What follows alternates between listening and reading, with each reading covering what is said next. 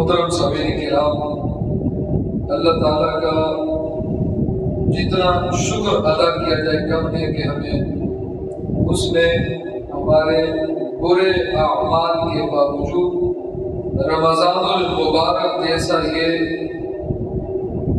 بابرکت مہینہ عطا فرمایا، رحمت و بخشش و جہنم سے نجات اور جہنم سے رہائی کا یہ مہینہ عطا فرمایا۔ اس مہینے کی قدر کرتے ہوئے زیادہ سے زیادہ اپنے دن رات کو عبادت میں صرف کرنا چاہیے کہ ایسا ہو سکتا ہے کہ اگلا رمضان المبارک ہمیں نصیب نہ ہو۔ رمضان المبارک کے بے شمار فضائل ہیں، پھر اس کے ادب پر بات کی جائے تو ایک تقریب، پھر رمضان المبارک کی بے ادبی پر بات کی جائے تو ایک تقریب چاہیے، پھر اس کے مسائل بے شمار ہیں کیونکہ اس میں زکوٰۃ ہے، اس میں روزے کے مسائل ہیں، اس میں اعتکاف کے مسائل ہیں، مسجد کے آداب کے مسائل بھی کسی مہینے کے حوالے سے بیان کیے جاتے ہیں کہ بہت سارے لوگ آتے ہیں۔ الغرض اس مہینے میں بہت کچھ جمع ہے۔ لیلۃ القدر پر الگ بیانات ہو سکتے ہیں، پھر اس کو ضائع کرنے پر الگ بیان ہے۔ عرض کرنے کا مقصد یہ ہے کہ ایک مسلمان کو ہر وقت نصیحت کی ضرورت نہیں ہونی چاہیے۔ جو بات ہم بچپن سے سنتے آ رہے ہیں اسی بات کو پھر سے سننے کا مطالبہ ہوتا ہے کہ سنا ہی نہیں تو اس لیے عمل نہیں کیا۔ تو بھائی کیسے مسلمان ہے یار؟ 50 سال کے ہو گئے، رمضان کے ادب کو پتہ نہیں، 30 سال کے ہو گئے، رمضان کے ادب کو پتہ نہیں ہے، 40 سال کے ہو گئے، رمضان کے ادب کو پتہ نہیں ہے۔ عمر جو ہے وہ 40-45 کو پہنچ گئی، ابھی پوچھا جا رہا ہے کہ نفل کیسے پڑھے۔ اتنی بڑی کمزوری، اتنی زیادہ سستی، اتنا بڑا پاخیز، 40-45 سال میں نفل کو پتہ نہیں ہے کہ کیسے پڑھے۔ تو اس لیے اپنی خامی میں نظر ہونی چاہیے کہ رمضان کا مہینہ ایسا نہ ہو کہ رمضان کے مہینے میں بھی ماں باپ کی یا دوست کی یا مولانا صاحب کی نصیحت کا انتظار ہو کہ کب بولے گا، کب میں کروں۔ کیونکہ ایسا ہوتا ہے کہ بہت سارے لوگ ایسے ہیں کہ مسجد میں نہیں ہیں، یہاں تو 20% بھی نہیں ہے، ابھی باہر گھوم رہے ہوں گے گاڑیوں میں جو صرف نماز پڑھنے آتے ہیں۔ اس لیے مسلمان کو صرف جمعے کی تقریر کا محتاج نہیں ہونا چاہیے۔ اپنے گھر کا ماحول بھی ایسا ہو کہ کچھ پڑھ سکے، کچھ دیکھ سکے، کچھ سیکھ سکے، یا ایسا ہو کہ اپنے بچوں کو بندہ اتنا سکھا دے، اتنا کچھ ماں باپ کو آئے اپنے بچوں کو اتنا کچھ سکھا دے کہ اگر ان کو ان کی ایکٹیویٹیز اور ان کی جو بھی ہابیز ہیں، جو بھی ان کی مجبوریاں ہیں یا جو بھی بزنس پرابلم ہے، دنیا کی جو پرابلم ہے، ان کی وجہ سے ٹائم نہ ملے، ماں باپ کو اتنا آئے کہ اپنے بچے کو رمضان یا شب بارات یا لیلۃ القدر یا حج کے لیے یا روزوں کے لیے، زکوٰۃ کے لیے تیار کر سکے، اتنا بتا سکے کہ موٹی موٹی چیزیں پتہ ہونی چاہیے۔ رمضان کے جہاں بے شمار فضائل ہیں، پہلی تقریر میں یہاں چیزیں تو میں نے بہت ساری کہی ہیں، لیکن میں بس اس ایک فضیلت کو بیان کرتا ہوں۔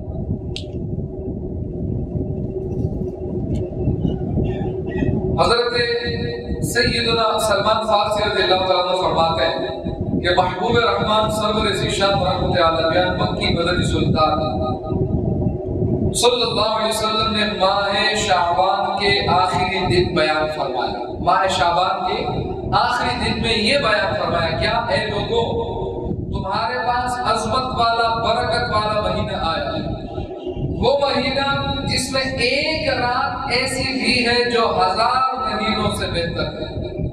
اس ماہ مبارک کے روزے اللہ عز و جل نے فرض کیے اور اس کی رات میں قیام سنت ہے۔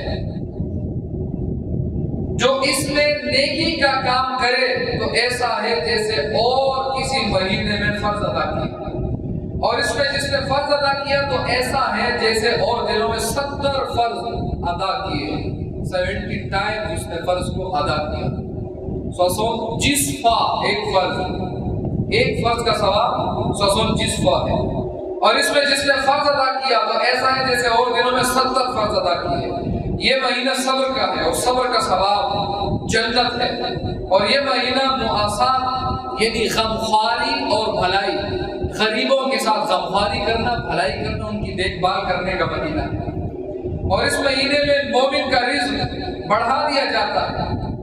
جو اس میں روزہ دار کو افطار کروائے یعنی روزہ کھلوائے، اس کے گناہوں کے لیے مغفرت ہے، یعنی اللہ اس کے گناہوں کو بخش دے گا، اور اس کی گردن آگ سے آزاد کر دی جائے گی، اور اس افطار کرانے والے کو ویسا ہی ثواب ملے گا جیسا روزہ رکھنے والے کو ملتا، بغیر اس کے کہ روزہ رکھنے والے کی ثواب میں کوئی کمی آئے، دونوں کو اکول ثواب ملے گا، کسی کا کم نہیں ہوگا۔ ہم نے عرض کی، یعنی صحابہ کرام نے عرض کی، یا رسول اللہ صلی اللہ علیہ وسلم، ہم میں سے ہر شخص وہ چیز نہیں پاتا جس سے روزہ افطار کروائے۔ آپ صلی اللہ علیہ وسلم نے ارشاد فرمایا، اللہ تعالی یہ ثواب تو اس شخص کو دے گا جو ایک گھونٹ دودھ یا ایک کھجور یا ایک گھونٹ پانی سے روزہ افطار کروائے۔ یعنی کہ مسجد میں لوگ آئے، ایک شخص نے آپ میں گلاس لیا اور کہا یار اس گلاس سے نا گھونٹ بھر کے روزہ کھول دو، یا میری کجور سے روزہ کھول دو، کوشش کرے۔ جو یہ کوشش کرے گا نیکی حاصل کرنے کے لیے، اس میں شرم نہیں کرے گا، وہ روزہ دار کا ثواب وہ کھجور دینے والے یا ایک گھونٹ پانی سے روزہ کھلوانے والے کو بھی ملے گا۔ اللہ تعالیٰ سخی ہے، کرم کرنے والا ہے، رحیم ہے، وہ ثواب کے انبار لگا دیتا ہے، دریا بہا دیتا ہے۔ بس مومن انسان ہی ہے جو سستی کرتا ہے۔ پھر ارشاد فرمایا، اس کو اللہ تعالیٰ میرے حوض سے پانی پلائے گا کہ کبھی پیاسا نہیں ہوگا، جو روزہ دار کو روزہ کھلائے، یہاں تک کہ جنت میں داخل ہو جائے گا۔ سبحان اللہ۔ یہ وہ مہینہ ہے کہ اس کا اول یعنی ابتدائی 10 دن رحمت ہے، اور اس کا اوسط یعنی درمیان کے 10 دن مغفرت ہے، اور آخر یعنی آخری 10 دن جہنم سے آزادی ہے۔ جو اپنے غلام پر اس مہینے میں تخفیف کرے یعنی کم کام لے، اللہ تعالیٰ اسے بخش دے گا اور جہنم سے آزاد فرما دے گا۔ اگر غلام نہ ہو تو جو ماتحت ہیں، یعنی جس کی فیکٹری ہے یا کاغو ہے جس میں کام کرتے ہیں، ان سے کم کام لے گا تو اسے بھی یہ اجر و ثواب مل سکتا ہے کہ اللہ تعالیٰ اسے جہنم سے آزاد فرما دے گا۔ اس مہینے میں 4 باتوں کی کثرت کرو، ہمارے نبی علیہ السلام نے فرمایا 4 باتوں کی کثرت کرو۔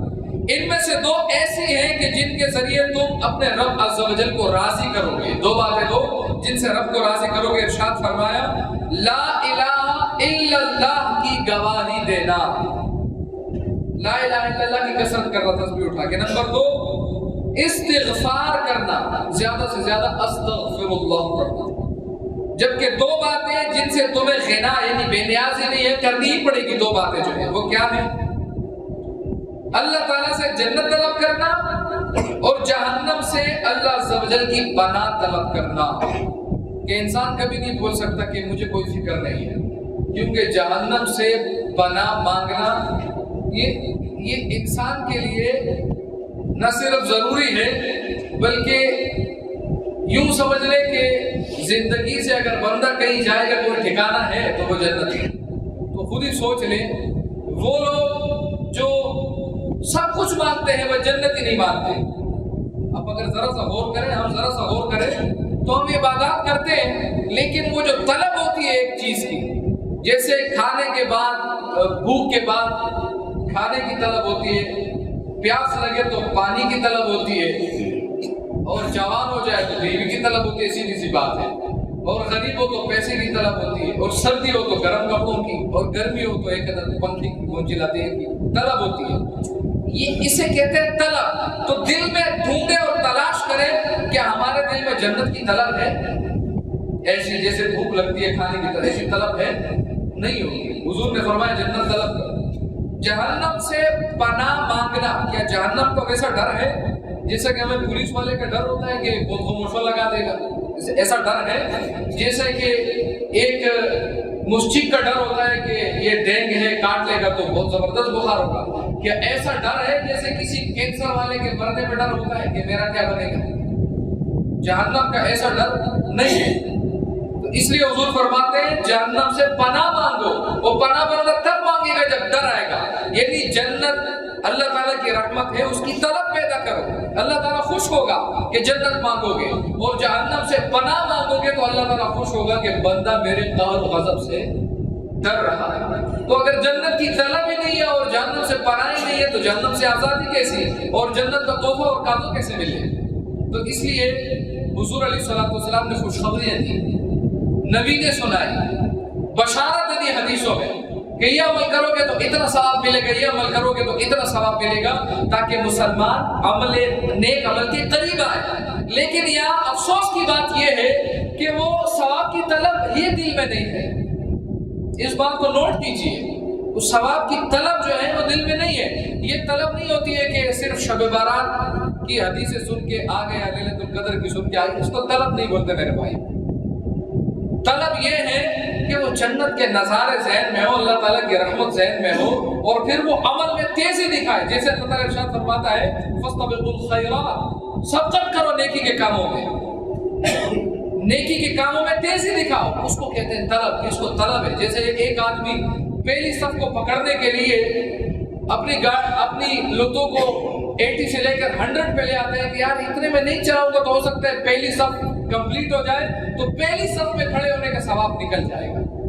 اس کو طلب بولتے ہیں کہ کھانا کم کھا لے، نہیں چھوڑ دیتا ہوں اتنا نا پہلی صف نکل جائے گی. اس کو طلب بولتے ہیں ثواب کی، کہ کھانا کم کر دیا لیکن پہلی صف کو نہیں چھوڑا، تکبیر اولیٰ کو نہیں چھوڑا. تو اس طلب کو اپنے دل میں پیدا کرنا چاہیے. طلب نہیں ہوگی تو ثواب کہاں سے ہوگا؟ یہ یوں سمجھے کہ پہلی حدیث ہے، اور رمضان کے بارے میں جتنی حدیثیں ہیں وہ شاید پورے رمضان میں بھی بیان نہیں ہو پائے. رمضان کی بے ادبی کرنا، انتہائی عذاب اور اللہ تعالیٰ کے قہر و غضب کو آواز دینے والا کام ہے. رمضان کی بے حرمتی کرنا. حضرت علی شیر خدا رضی اللہ تعالیٰ عنہ، میں نے یہاں مسائل بھی بیان کرنے تھے روزہ ٹوٹنے کے اور وہ کرنے کے، لیکن آپ کو پتہ ہے تھوڑا سا ٹائم، اس لیے میں کوشش کروں گا کہ میں سحری میں، آپ جلدی آنے کی کوشش کریں، میں بھی کوشش کروں گا کہ میں جلدی آؤں، اور آپ کے 3-4 منٹ سنت کو جو ٹائم ہوتا ہے 3 منٹ زیادہ سے زیادہ، اس سے 3-4 منٹ پہلے یا 2-3 منٹ میں لے کر روزہ توڑنے والی چیزیں، روزہ جن سے نہیں ٹوٹتا، جو روزے میں مکروہ ہے، کن چیزوں سے صرف روزہ ٹوٹتا ہے اور کن چیزوں سے روزہ ٹوٹنے کے ساتھ کفارہ بھی لازم آتا ہے، اور پھر کفارہ دینے کا طریقہ، اور زکوٰۃ کے کچھ مسائل. اعتکاف کے میں سحری میں انشاءاللہ کوشش کروں گا بیان کرنے کی. یہ چیزیں ابھی یہ نہیں ہو پائیں گی، میں نے سوچا تھا کہ میں بیان کروں گا لیکن آپ ٹائم دیکھ رہے ہیں کہ نکل جائے گا.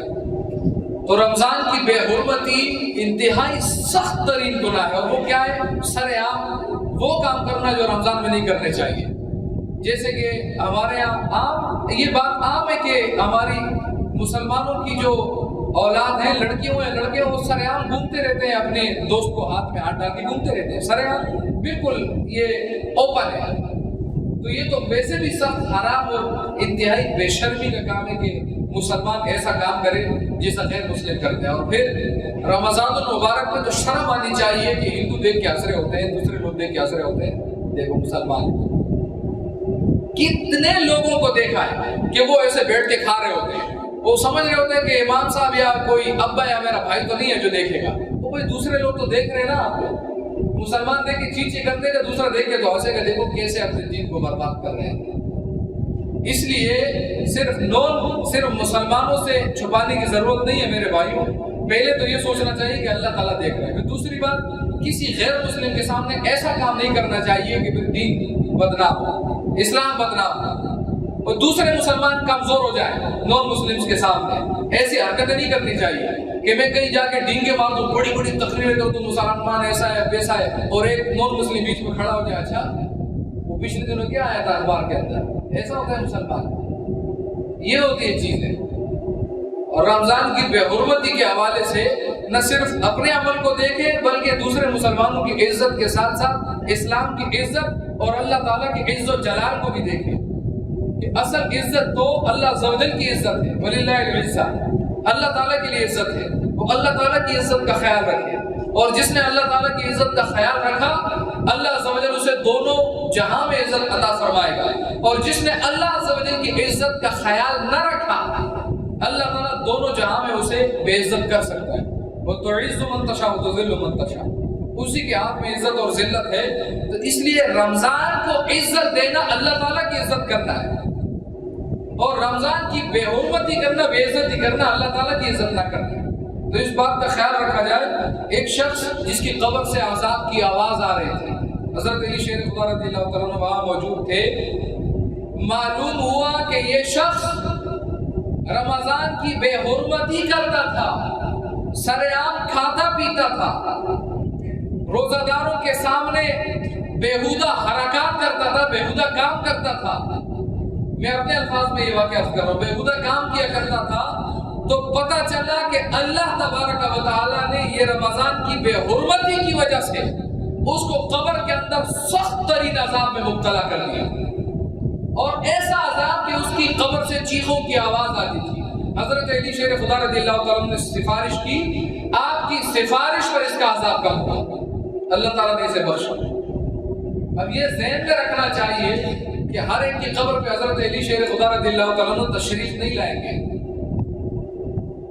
ہر ایک کی پکار پہنچ جائے ضروری نہیں ہے. وہ تو لوگوں کی عبرت کے لیے اللہ عز و جل نے اس قبر والے کی چیخ و پکار کو ظاہر کر دیا، یا شاید اس کی کوئی ایسی نیکی تھی جس کی وجہ سے حضرت علی شیر خدا رضی اللہ تعالیٰ عنہ کا وہاں سے گزر ہوا، اور آپ کے وسیلے سے، آپ کی سفارش سے وہ مردہ بخشا گیا. اگر ہمارے ساتھ ایسا ہو گیا تو آپ جانتے ہیں کہ آج کل کی اولاد کیسی ہے، ان کو فاتحہ پڑھنے نہیں آتے. فاتحہ کرنے کے لیے بھی 2-3 مرتبہ ختم لیٹ ہو جاتا ہے کہ کوئی مولوی نہیں مل رہا ہے ختم کے لیے. علمان والنفیس، بیٹے کو مولانا نہیں مل رہا ہے تو آپ کو اشارے ثواب کرنے کے لیے، یہ بیٹا ہے خوف سے سن لو. اس لیے اپنا عمل اپنے ساتھ ایسا لے کے جائیں کہ صاف ستھرا ہو. پتہ نہیں باپ کی کمائی کے اوپر بیٹا بعد میں کیا کرے گا، یہ تو پتہ نہیں ہے، کیونکہ جیتے جی جو کرتوت ہوتے ہیں وہ تو آپ جانتے ہیں.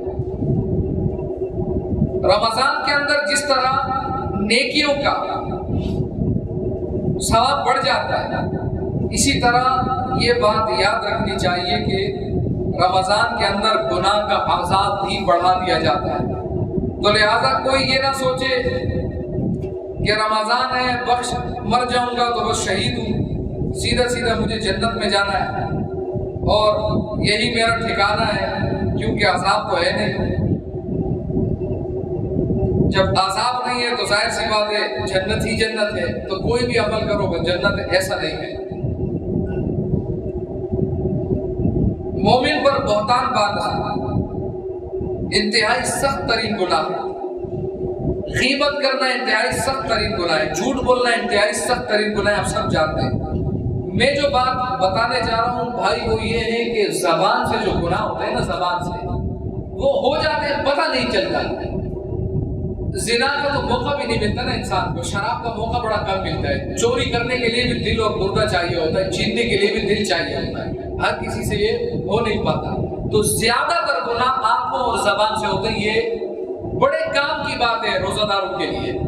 تو لہٰذا رمضان میں اپنی زبان کو کنٹرول میں رکھنے کی کوشش کریں. مثال کے طور پہ دیکھیے خواہ مخواہ کے گناہ کیسے ہوتے ہیں.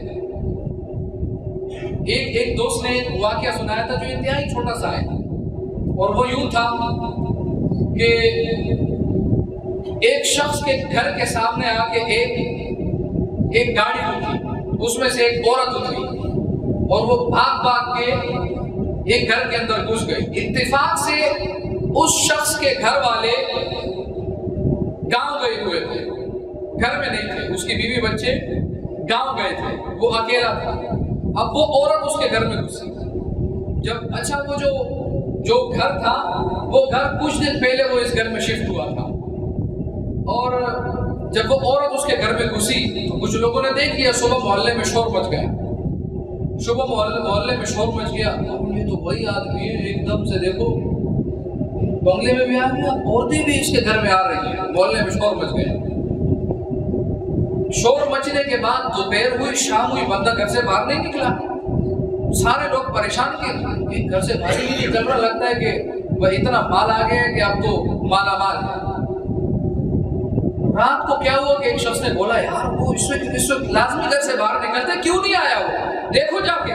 جب دیکھا پتہ چلا کہ مرا ہوا پڑا تھا. جب مرا ہوا پڑا تھا کچھ دیر بعد جب یہ لوگ اندر گئے تو فون, اس کا جو فون تھا وہ بجنے کی آواز آئی. ایک شخص نے اٹھا کے ہیلو بولا, پتہ چلا کہ ڈاکٹر بول رہا ہے. ڈاکٹر نے بولا وہ کہاں ہے؟ تو آدمی نے کہا وہ تو مر گیا ہے. کہا ہاں میری بیوی کل اسے چیک کرنے آئی تھی, اس کی بیوی بھی ڈاکٹر تھی جو رات کو آئی تھی. میں دوسرے شہر میں تھا, اس نے مجھے فون کیا تھا کہ مجھے ہارٹ اٹیک ہوا ہے, میں پہنچ نہیں سکا. میں نے اپنی بیوی کو فون کیا کہ بھاگ کے جاؤ. اس نے کہا میری بیوی آئی تھی یہاں, اور اس کی بیوی نے کیا کیا کہ جو بھی ٹریٹمنٹ وغیرہ جو بھی کرانا تھا, جب رات زیادہ ہو گئی اس نے بلایا ہوگا لوگوں کو, کچھ میڈیسن وغیرہ دی ہوگی کہ آپ کو صبح ہم شفٹ کریں گے یا فلاں آدمی آپ کو آ کے فلاں ہاسپٹل میں لے جائے گا. اس کی بیوی نے اپنا کام کر دیا. اب لوگ سمجھ رہے ہیں کہ رنڈی اس کے گھر میں آئی ہوئی ہے اور وہ موجے کر رہا ہے. یہ ہے بہتان, الزام تراشی. جو دل جس کی دعوت دیتا ہے, ذہن اس کو ایکسیپٹ کرتا ہے اور زبان اس کو پھیلاتی ہے. ہمارے ساتھ بھی ایسا ہوتا ہے. ہم آدمی کو دیکھ رہے ہوتے ہیں اتنا خوبصورت کپڑے پہنے ہوئے, اندر نہیں دیکھتے کہ بیچارے کو کینسر ہے.